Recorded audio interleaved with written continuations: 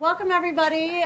Thanks for being with us. I am Lauren Leader. I am the founder and CEO of All In Together, which is a women's civic education organization. We are national, and we train women across America on the tools of civic and political participation.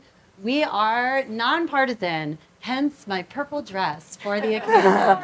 And I thought that on this week where so many Americans are thinking about themes of unity and progress and democracy, that my purple dress was perfect. And we are absolutely thrilled to be here in Milwaukee. We run programs all across America, and many programs like this, which are at the intersection of business and politics. We're super grateful that we are here in Milwaukee, thanks to our friends at Microsoft. And some of you were with us today. We did this absolutely riveting training which I know sounds like a contradiction in terms, but I swear it was super interesting. It was really wonky and so good and so smart about how AI is affecting democracy and especially how it's affecting women. And of course, in many instances, women wind up being disproportionately negatively impacted by some of the worst of AI, but there's also lots of amazing potential for AI to make our democracy stronger, making it possible for people to access voter information more easily. And we just don't know. It's so early. So we learned a lot from Microsoft in your bags. There's some really interesting material on how to spot a deep fake. And we had a fun quiz today, which was so cool. And most people got most of it right-ish. The guy with the 4 arms definitely stood out. People definitely got that was probably AI. But it's amazing how easy it is to miss those things. So I'm super thrilled to welcome, and we probably will have some other folks coming through this evening, but I'm super thrilled to welcome 2 members of Congress and a sitting ambassador to the United States. To my left, but only in seating, is, okay, I'm kidding. Because the secret is that I am a Democrat, but I run a nonpartisan women's organization. I am passionate about bipartisan conversation. I am super proud of our very bipartisan board and the many amazing Republican women who sit on the All In Together board. And in this day and age, there's not a lot of us who do this. And I believe in respectful discourse and learning from one another. So that's why I made the joke, and she's on my left. Anyway, so I'm so thrilled to welcome Congresswoman Stephanie Bice, who is a 4th generation Oklahoman. Wait, I'm going to get your district is on the next page. Oklahoma 5. Thank you. She's in just her third term, about to second term in Congress. And we're super happy to have her here. And you also sit on the technology committee, right? Aren't you on one of the? I am on science, space, and technology. Science, space, and technology. So all the sciencey things. So she's going to answer all the questions, right? You've got this all down now, right? I don't know about that, but we're going to answer some. I would also like to welcome the Ambassador for Luxembourg to the United States, which is such an amazing honor to have her with us. And we're hoping also that the Australian ambassador may be joining us later. I think it's one of the coolest things about these conventions is that we get leaders not just from the United States, but all over the world. And we've been thinking a lot about how technology is playing out around the world. And then we're so excited to have Congresswoman Victoria Spartz from Indiana 5? Wait, That's right. 5. Oh, Another 5. Yay. I was cramming for this test. Indiana 5, and as many of you may know, because she has been such an extraordinary voice in the nation, she is also a relatively newly naturalized American citizen from Ukraine. And her 2 daughters are here, one of whom is a delegate. Now we're embarrassing you. Sorry. Bringing the blonde delegate brigade yes. So anyway, so I just want to dive in. We'll have a brief conversation. We're happy to welcome, questions as well. Let me just start with this topic of AI and technology. We are just barely beginning to understand what this means. So when you think about AI and your role as a leader in Congress, what do you feel is important? What do we need to be thinking about? What do you want Americans and the world to know about what we have to do to think about these big, very complicated issues? Well, I think a couple things. First and foremost, I think we need to recognize that there's good that also comes with AI. We tend to focus right now on all of the negatives or the bad outcomes, the deep fakes, the sort of manipulation, but there's a lot of actually good that can come from it too. And in addition to that, you would think that work on science, space, and technology would have an impact on sort of framing the AI discussion. But what's more interesting for me is actually I am the subcommittee chair on House Administration for the Modernization Subcommittee. And one of the things we're looking at is how do we integrate AI into Congress? There are ways that we can actually do that to improve how Congress functions. That's really my role as the chairwoman of the subcommittee, is to find ways to improve how we connect with our constituency, how we interact with the public. And so utilizing AI is a potential that really has, I think, tremendous opportunities for us to be able to do that more efficiently, more effectively, and better. That's amazing. I actually hadn't thought about that in terms of using AI to respond to constituents and manage the incoming and all kinds of other operational things. I hadn't thought about that. Yeah, I mean, if you think about it from a constituency perspective, we have people emailing us all the time, either on specific topic issues or maybe needing help. And there are ways for us to sort of aggregate that information. I'm actually working right now on a project that would take casework data, anonymized casework data, and aggregate that so we can see what are we seeing a lot of from a constituency standpoint. Here's a great example. For those of you that communicate regularly with offices on the Hill, you may have heard that as COVID started to subside, the number of passport requests went through the roof. Oh, right. And had we been able to sort of socialize that as a Congress and as a whole, we would have been able to talk to State Department to say, look, we are getting thousands of requests for expedited passports. What can we do to impact that so we can bring the wait times down? So it's things like that that we can actually do that could make a positive impact for our constituents. That's so interesting. And I'm always amazed, like one of the things we do is, most Americans have no idea anything about congressional operations or even what their members are supposed to be doing for them in order to serve them, right? Like, and I tell people that when you have a passport problem, that you can call your member, or if you're having a problem with a benefit, that you can call your member. People don't know that. So that's really fascinating. Yeah. And every office is like its own small business. Correct. And they don't talk to each other. That's right. Well, I mean, they should, but it's true. Like, they're not, you think there's like one big, like, organizing, but they all run like individual offices. Ambassador, obviously, Europe has been much more, let's say, aggressive or fast acting, maybe in some ways, in looking at how technology is affecting, certainly on privacy issues and other sort of fronts. The EU has been very aggressive about going after some of the bad actors. What's your sense about what the differences are between the EU and the rest of the world and the United States, and how we're thinking about this very fast changing technology? But I think one of the bases in the US is always that the country is much more risk prone, and people are more ready to take risk. I think that's just goes back to the creation of the US and this is a country of immigrants. My husband is an American, so I had like a front seat on how people are just very different. Everybody who is here, almost everybody, not quite everybody, who is here, the family at some point left the little they had, but towards the total unknown. And I think this is something which is very deep-rooted when I'm here. And one of my main observations is really this risk-taking approach, and also the venture capitalism, so there is also money. In Europe, we are much more scared of failure. And that's, I think, it's kind of a generic trend. It's not necessarily something bad, but sometimes, you need to make a mistake to be able to learn from it and move forward. And I think with AI coming in and all the risks around it, I hear a lot in the US, we went very fast on something we really don't know what all the potentials are. But the idea is basically to put these guardrails up, that it doesn't discriminate, that it doesn't do harm. So it's also this harm-based approach. Yeah. But we still don't know where it goes. So at the moment, we have the European legislation on AI, which is like a do no harm approach.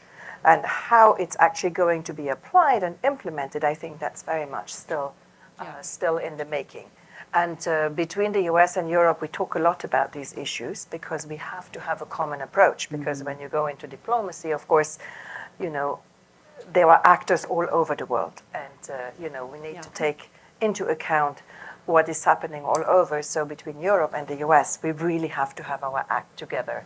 And we cannot, you know, even if we have slight differences on regulations, we should, you know, go together. And like what Representative Bice said, I think there is a lot of good in what we can get out of AI, so that we really get this potential right.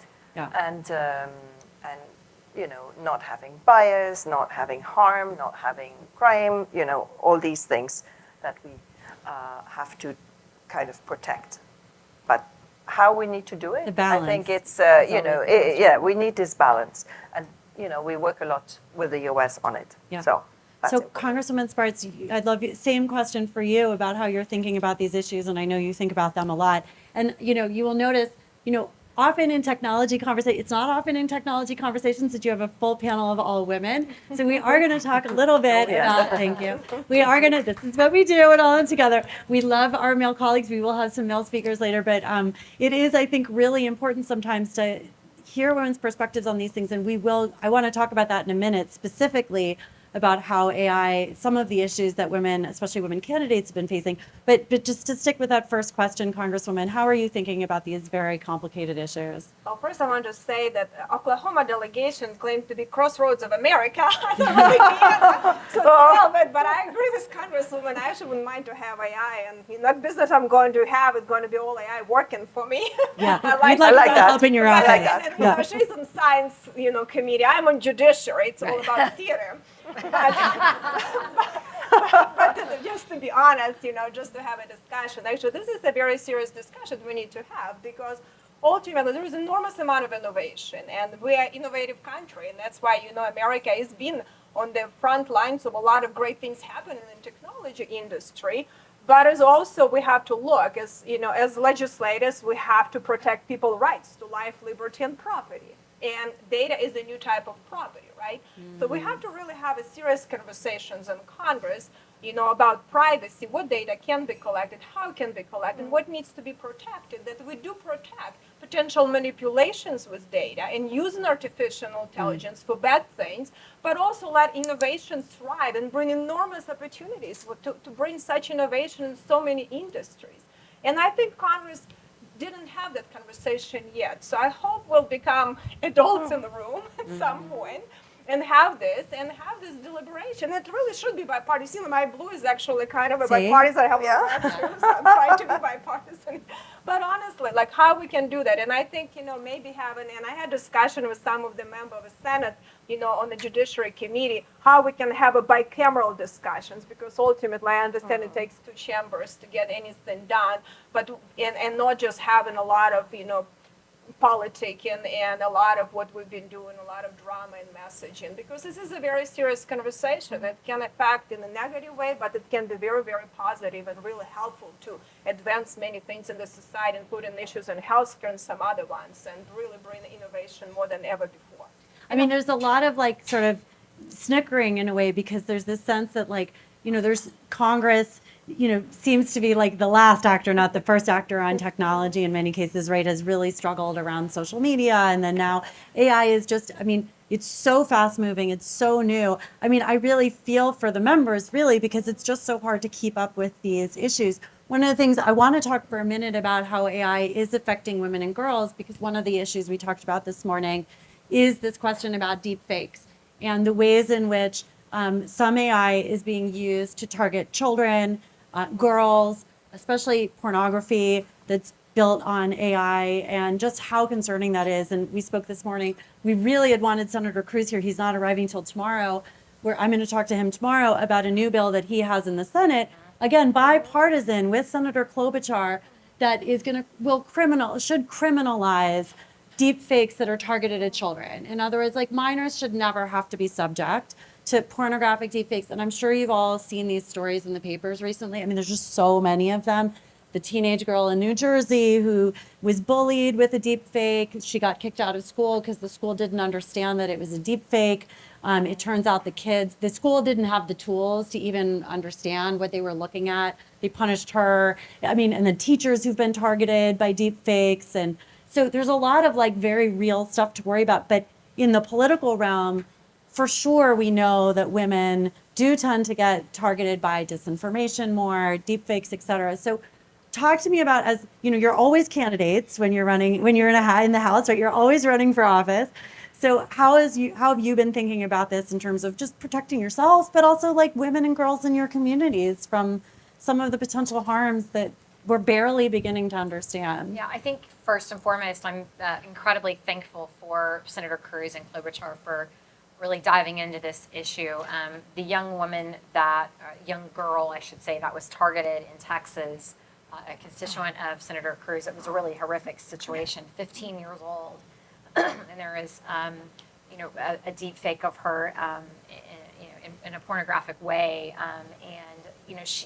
I think one of the things that we have to do a better job as a society is actually educating everyone on what is it, right? We sort of have this maybe vague idea of what a deep fake is or how it's created, but your average parent probably doesn't understand. And it's very similar to social media, right?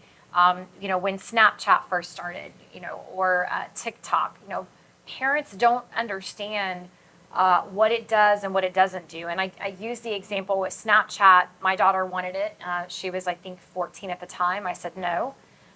She was pretty frustrated with me. But one of the issues that I recognized, having been a little bit in the technology field prior, is that there's a location services option on there. So you could actually turn on location services and people would know where she was. And I said, that's not okay. Mm-hmm. Same with Instagram. So I think one of the things that we need to be doing a better job at is educating the public about the use of social media or the use of these platforms and how to protect yourself and how to protect your children. The more information we can get out there, I think the better off we will all be. Do you hear similar things, Ambassador, from parents? And you must hear it in Europe as well. Just, I think there is this like frustration of parents that we all feel like so totally overwhelmed with. Like we're outgunned, right? Like to your point, like we can't monitor this stuff. You don't know what the harms are that are out there. What do you hear from women in Luxembourg and beyond about their, this sort of parenting challenge of these technologies? I think the challenge is universal. Yeah. And it doesn't only even affect people here or in Luxembourg or in Europe. There is a lot of human trafficking, which goes via social media, which is also a huge issue. And, I very much am with Representative Bice. It's education, education, education. But parents have to be educated. So it's not only children, it's also the parents. So we all have to go with the technology. But the room for evil on the social media, be it deepfakes, be it pictures, it's very big. So, and I think there we do need to work also with the technology companies. Mm-hmm. I mean, there is a responsibility. And of the companies, and it's a difficult topic. But what kind of discourse do you allow on your platforms? Mm-hmm. So and it's a tough one, to define. Yeah. And how can you find, how can you detect it? And there we come back to the AI, which could be a very useful tool to have it. I think this is an issue. We've been working with women targeted in Africa, for human trafficking. So they are promised to get good jobs, to come to the Middle East, or especially it's a lot to the Middle East. And then, of course, they come. And it's basically slavery and prostitution. Mm-hmm. And so just educating these girls that, these nice men on the internet, proposing you a great job in the Middle East. Maybe not. Maybe not. Yeah. If I could just maybe add one other thing to the ambassador's comments, I think it's important to also look at what we're doing to utilize AI to combat this. Tim Tebow is actually very involved in this issue. And one of the things that his organization has been doing is using AI to identify, unfortunately, hotels where a lot of these videos are being filmed, which leads them to be able to trace back and find these children that are being videoed. So again, AI has some real challenges, and we certainly need to be mindful of that. But there are some ways to utilize it that are actually incredibly helpful. I'm so glad you keep coming back to that, because I think it is so important.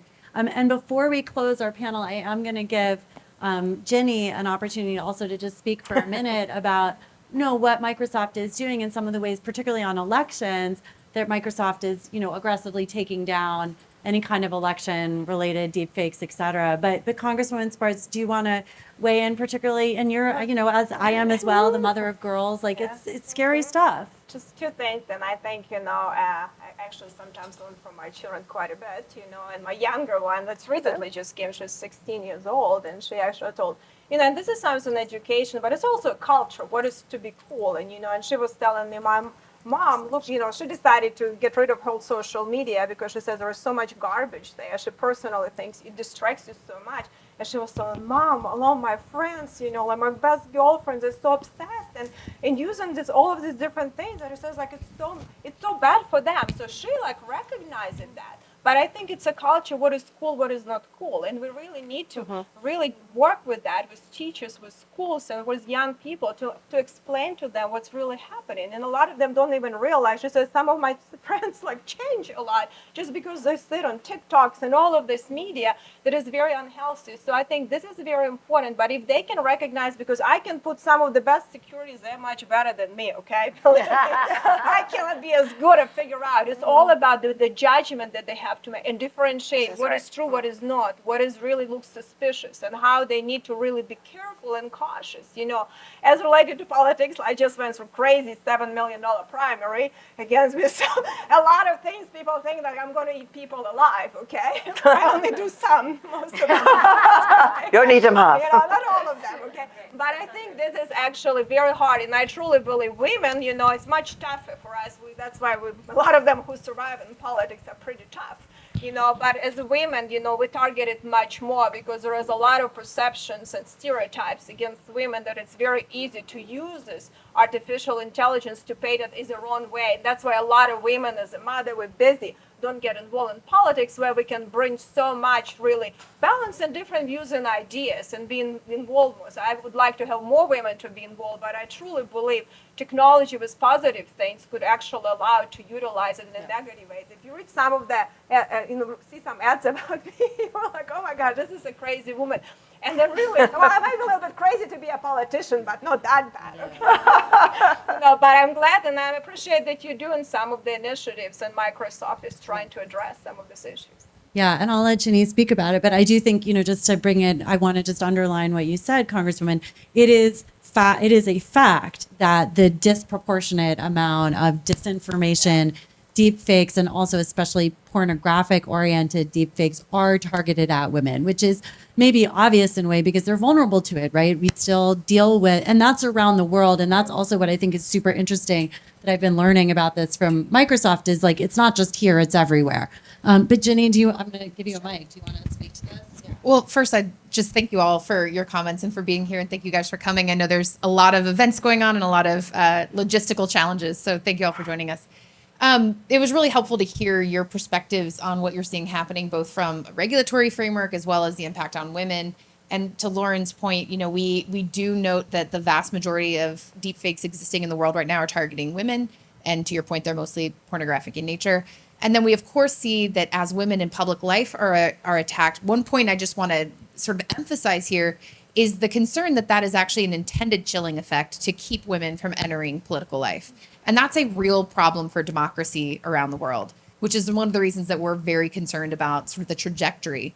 The reality of AI is it amplifies in many ways some of the best things that we do as people, and it also amplifies some of the worst. And so, online harms and attacking women is not new. That has been a problem for a while and continues to be one. But AI can make it worse. But of course, there are also wonderful use cases of way that AI can help with existing tools and productivity that already exists in technology. So I think that framing is pretty logical and a good one for us to keep in mind from a balanced perspective. One of the things that I've been spending the last 6 months plus, but I'll I'll note really the last 6 months focus on is what we're seeing in the global election environment. So I wanted to give you all a sense of what we're seeing so far and what you can expect as we head towards the U.S. I mean, we're in it, we're at the convention, but as we head towards the U.S. election, a lot of times people are curious. Well, there have been all these big elections around the world. The EU had their big parliamentary elections, the UK, France, South Africa, India, we could go on and on and on. There have been a lot of them. Taiwan, what have we seen in these elections? And a few observations. One, we have seen AI used in some cases in deceptive ways, and it's had sort of a different impact in different places. I'll use the example of Taiwan. There's actually been a lot of disinformation and deepfakes in Taiwan, but they didn't seem to impact people there, and they were actually quite convincing. And, it's hard to say. I'm sure there'll be research that'll come out and say why. But what we think is the reason that it didn't seem to work is because the people there were actually really resilient to it. They kind of knew it was coming. So, to Congresswoman Bice, I'm sorry, I know your name. It happens all the time. There's something about, anyways, Congresswoman Bice's point. The education factor and sort of the awareness and the resilience of the population is incredibly important. If you know what a deepfake is, if you know that AI can create images that are as realistic as real photos, if you just sort of go into the election cycle as a consumer of information with that in mind, you're going to be a lot more skeptical if you see something that either drives a narrative that seems too good or too bad to be true, or if it's just something that makes you kind of wonder, is that really real? Would that be a thing that really happened? And then another thing to note is there is some good news here, and then I'll stop. But there's some good news here, and we talked about it, as Lauren mentioned this morning in our training, which is there is some work happening within the tech industry around authentication of materials coming from an organization, meaning we offer a tool, for example, that's part of this open standard, so anybody can use it. But we make this offer available to political campaigns. Political campaigns should be tagging their own images, videos, audio files, things that they're putting out, and authenticating that it came from them. That is both a protective thing for them to do to protect themselves in the future from having one of those images manipulated, but it's also a way to sort of set a standard for consumers that they should be able to ask questions of information they're looking at and get more information about it. So those are called content integrity tools. There's a whole global standard that's been set up that a lot of technology companies are starting to implement. So we do have some sort of silver linings to this, that as you look a couple years down the road, I do think we as consumers of information should get to the point where we expect more from what we see online. We shouldn't just see a picture and just take it at face value, right? We should be able to ask questions of it. There should be like an icon where you can, just like you were used to the little lock URL at the top of a domain before you enter your credit card number, you should want to look and see, is there more information about this image that I should know? When was it created? Where was it created? Who originally put it out there? That will help us have a healthier information ecosystem where in the end, you still make your determination about whether you agree what's in the picture or if you like the picture. That's up to you. But then you have a little more context about what you're looking at. So that's how we sort of hopefully look towards the future, but acknowledging that there's still going to be a lot of work to be done, particularly when it comes to targeting from bad actors. So interesting. I mean, I just find this riveting. Have you heard any of this before? Has anyone here heard this before? I had not heard any of it. I think it's so fascinating. I work in politics for a living. So this is the frontier. You can tell all your friends that you went to this super cutting edge frontier event led by Microsoft and All In Together at the RNC, and you learned so much and you're going to keep learning about it. Before we wrap, because I know people just really want to eat and drink and talk to each other, so we won't go too long. But before we wrap, I want to ask each of the women leaders that are up here just about your feeling about this moment for women in elected office and leadership positions around the world, and you're just feeling about what this moment is for us. Obviously, there's been incredible progress, but also we have lots of, we're still 30% of Congress, right? It's still underrepresented. Lots more women running this cycle. We've had historic numbers of Republican women running up and down the ballot as well at the state, federal, and local level. There's only one state that has a 50-50 state legislature, by the way. That's Nevada. Just a little extra trivia question there. And Guam. Oh, and we actually might have the congresswoman from Guam come through later, so I memorized that fact just for her. But so your thoughts, just as we do it, because this is our women's leadership event. So I'll let each of you have a final word on this moment for women in leadership. Victoria, you go first. Yeah. Well, then I just want to truly encourage, to women to be afraid to challenge new frontiers. And honestly, when I told my kids when they were young to go try to chess club, and they're like, "Mom, why is it Not chess cool. club?" And I said, try, you don't know. We're all individuals. It's not about women, men. We're all individuals with different gifts. But if you never try something, then women can bring so much to the table in politics and business and so many things. We all have different gifts. But if you never try, you don't know if you're good or not. I wanted to be accounting and do the numbers. I wish it would be more a little bit accounting in Congress than politics, but I bring some other skills and experiences that are very important. And we're a team, and we want our country to be strong, and we want to make sure that our policy build the best future for our children.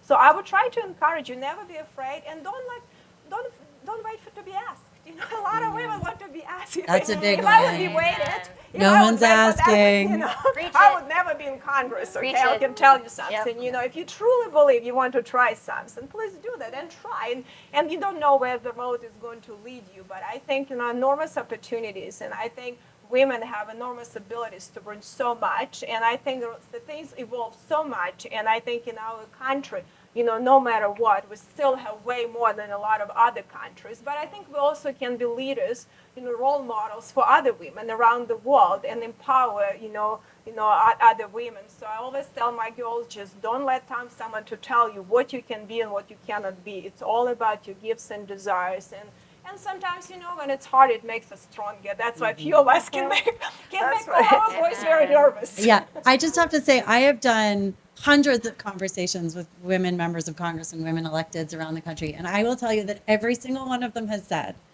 don't wait for someone to ask. And it's like the universal truth that for women, we're not always the first one people think of, but we have to believe in ourselves and step up to lead. I just wanted to briefly acknowledge our sister friends from Right Now PAC, who are one of the great organizations in the country supporting Republican women running for office.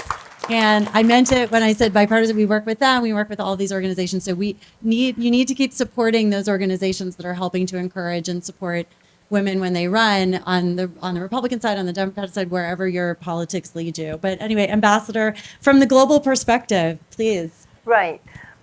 Well, I think I would like to make 2 points. One is, where do you go as a woman? You have a job advertisement or you want to do something. Well, you are not going to go for it until you are 300% qualified. When I get male applications, I don't want to be sexist here, you have people, they are absolutely not qualified. A woman would never do it unless she would be totally overqualified. I love the fact that the males in the audience They're smiling and they are nodding. I'm So extremely happy about the balance in this room. I really am, and I'm grateful to all of you for coming out. So I think that's really a trait we have as women, that, we always underestimate ourselves, and we want to, there is this pressure to be, so perfect and so much more qualified before going into that job. That is one point I wanted to make. Now a more international point I want to make, and probably a more political point I would like to make. Women in politics and women in peace and security. Yes. I worked for quite a long time in quite difficult regions of this world. And we say when women sit at the peace table or at a negotiating table, the societies become more peaceful because you go about finding compromise in a very different way, and in a way which is much more caring for the family and the children. And you find statistics and research which kind of emphasizes that. And we feel that, you find, unfortunately, that often women don't sit at the peace table and at the negotiating table. Mm-hmm. So this is something we are really in our diplomatic work trying to encourage. I couldn't have said it any better than my panelists here. Having, just like Victoria, 2 daughters that are now 23 and almost 20. I have 2 daughters. Yes, I have 3. She's got boys, All the though. same age. I've got 3 girls. That's the reason I ran for office. And to the point that Victoria made, I had to be asked and encouraged and cajoled a little bit because I did not think that this is something that I had the experience to do. But I also recognized that it was an opportunity for me to do something really big and bold and outside the box, and to show my girls not to be afraid to do the same. And so putting myself out there, it was not easy. And certainly, I think in some ways it actually built resilience in them because they saw me handling the adversity. They saw me brushing off the negative ads and the attacks and the criticisms coming at me, and recognized that I was strong and that they could do the same. And so I think the ambassador and my friend and classmate and colleague said it best. Don't be afraid to put yourself out there, to do something big and bold and outside the box, because you never know where it will lead you. The last thing I will say is, in a little bit of a partisan manner, if I may, we need more conservative women too. And I don't mean that in disparaging to the other side, but At all. we are, in many ways, Republican or conservative women are never seen as conservative. We're always labeled as moderate. I can have the exact same voting record as the Speaker of the House, but I will be a moderate compared to the Speaker because we are women. It's a very interesting dynamic, and it happened to me when I served in the state Senate, and I see it now, that our male counterparts have to, tend to be looked at as being more conservative, being more, firm in their stances. I remind my constituents, I don't have to be on television every day to be fighting for you. I can do it behind the scenes in a very different manner. And so I think that aspect of politics has to also be addressed, how to put yourself out there in a way that your counterparts, male counterparts, will lift you up and back you up when people say that you're not a conservative.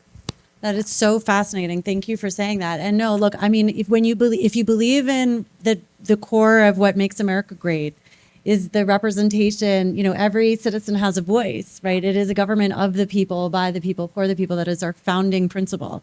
And that means it should be of all the people. And so as someone who believes in representation and believes in women's leadership, I absolutely want to see more conservative women elected. I may not always do that in my private life, but it's part of what I believe makes America great, is that everyone should be represented equally and fairly. And so I'm super grateful to the two of you for having run and for continuing to run and to serve. And I think sometimes we underestimate how much it is service. All three of these women have devoted their lives to service, not self-service, but public service of their communities, of their country, of the nation. And we should all be very grateful. And I'm so grateful to all of you. And of course, to our amazing sponsor at Microsoft, for this great thought-provoking conversation.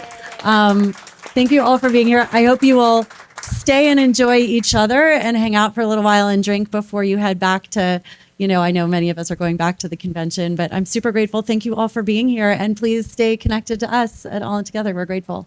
Thank you. Thank you very much.